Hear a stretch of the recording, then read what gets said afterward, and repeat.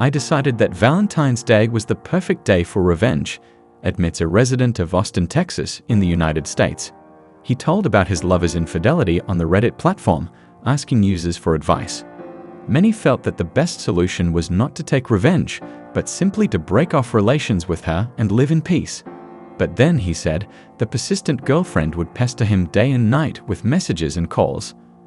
I wanted to put a fat end to it once and for all, and also to see the pathetic look on her face, he explained. You may not believe me, but men sometimes need to bring a relationship to a close too.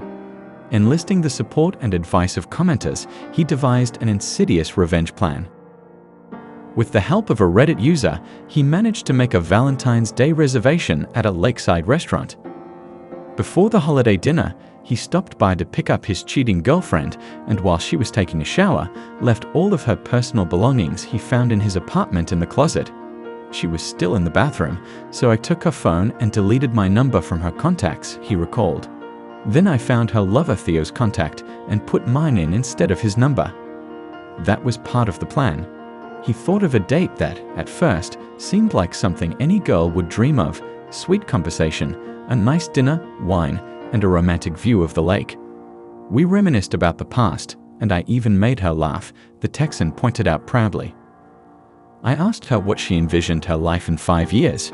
She replied that she dreamed of being married by then. It was very hard for me to act out all that drama, but I was determined to see it through to the end. After dinner, he retired to the restroom, where he called his best friend and asked him to pick him up in half an hour.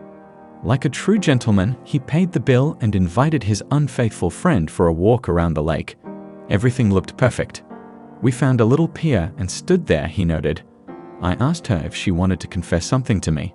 She was obviously embarrassed, but she didn't show it and lied that she had always been honest with me. The American told her he knew about her affair with Theo. The girl cried and began to say that she was very sorry. I told her that I sincerely thought she was the one, it was true, and took the ring case out of my pocket, he recalled. I bought this ring at a gas station for only $15. I didn't open the box because the ring looked awfully cheap. He lied that he had kept the ring for a long time and was waiting for the right time to propose to her. With these words, he defiantly threw the jewelry into the lake. The whole time she wouldn't stop crying and begging me to give her a chance to explain, he noted. I think at some point she had a nervous breakdown. That's when I decided to leave. Finally, he said he had nothing more to say to her and that her excuses would not change anything. He warned that he had left a bag of her things in her room. I let her know that we would never see each other again, and this conversation was the last. She tried to hug me and ask for forgiveness, but I wouldn't let her do that. I left her alone on that dock, the vigilant said. He got into his friend's car, which was waiting for him outside the restaurant, and proceeded to execute the second part of his cunning plan. He texted her from his cell phone from Theo after he switched his number to his own. What the hell, your boyfriend texted me and said he knew about our affair. I don't want any part of this drama, so don't call or text me again. I'm not kidding. The girl didn't say anything back to him. Sooner or later she'll figure it out and think I've acted like a teenager. But I don't care anymore. The plan turned out great.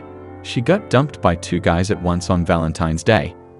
And don't tell me she didn't deserve it. After what I did, I was relieved. I'm still a little shocked though. Even if that act made me look like a real jerk, that's okay. I'll get over it somehow, he summed up. After a while, the girl sent him a long, touching email. He admitted that he wanted to put her message out there, but he thought about it and didn't do it. My story will seem unremarkable, maybe even standard, but I will write my confession. It so happened that I started to be interested in boys too early, about 13 years old, and I was in a serious relationship with guys for a year or more. My longest relationship is with Dima, whom I started dating at almost 17, and the relationship lasted 3.5 years. I can't say that I was unhappy or really regretted the time I spent with him, it's just that every day I had thoughts of a different life. I wanted something different, I wanted something real. I was like a supplement to Dima, I had to be with him, otherwise it was impossible. During this time we got used to each other a lot, we were acquainted with our parents and unilaterally, me, planned to tie our fates to each other. Of course, I knew that we had no future with him and that all this would end sooner or later, but hope dies last. I loved him madly. I was ready for anything and more. In 3 years, I found out about his cheating, his communication with other girls, his deceptions and insincerity. What could I do? I'm a woman. I'm weak. I forgave. I loved because my mother and friends laughed at me, said that everything would be fine, that he was not worth my tears, etc. I was forced to tie my future with this man by the prospect of being well provided for. He was from a wealthy family, with all sorts of connections that could help me in life. With the help of his father, I got a job in a bank. For that I am very grateful to him, of course. Beginning in the spring of 2021, we had a very difficult relationship. We fought and even broke up all the time. The work team helped me to go through the difficult moments. Since it was a warm and sunny time, we often went on a trip to nature. We organized, so to speak, corporate parties. And so, on a day when we had a very big fight with Dima, I decided to go out and go with colleagues to the quarry. I purposely turned off the phone because I knew that there would be calls and there would be hysterics. I had a good time, almost all spent with an employee, also Dima. We fooled around, took pictures Titanic style, sat together at the table, and just chatted. I will not hide it, I drank a lot that night, and at the end of fun, I went over to Dima and whispered in his ear, "So, let's go to my place?" To which Dima responded, "Even so." I became terribly embarrassed. I thought that tomorrow the whole team will laugh at me, as such interesting statements spread at the speed of sound. But Dima only called a cab, and before leaving asked where to come. I told him the address, left my number, and when I got home, I waited for the call, probably more than I had ever waited in my life. Still, he called when he pulled up in front of the house, bringing a bottle of martini with him.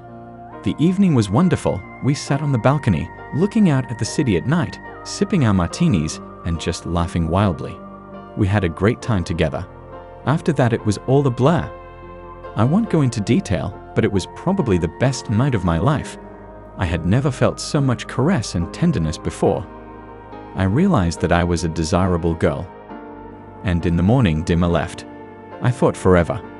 It was hard for me to realize that it had been one night, and I would have to forget this man.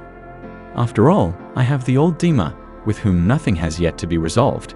But to the surprise of me and all my friends, we met with the employee Dima the next evening. During the conversation, Dima asked me the question, "Aren't we lovers now?" That's where it all started. I realized that I wanted this man to be not just a bed guest, but my man for life, my husband, and the father of my children. And so my life changed. I left the old Dima with grief. He wouldn't put up with it, threatened to fire me from my job, that my life would turn into a living hell. So it has been half a year. I have been living with my new Dima for almost 4 months. We know for sure that we will get married this year, and we want children very much. I am happier than I have ever been in my life, thankful for my unhealthy sense for what I did for that night.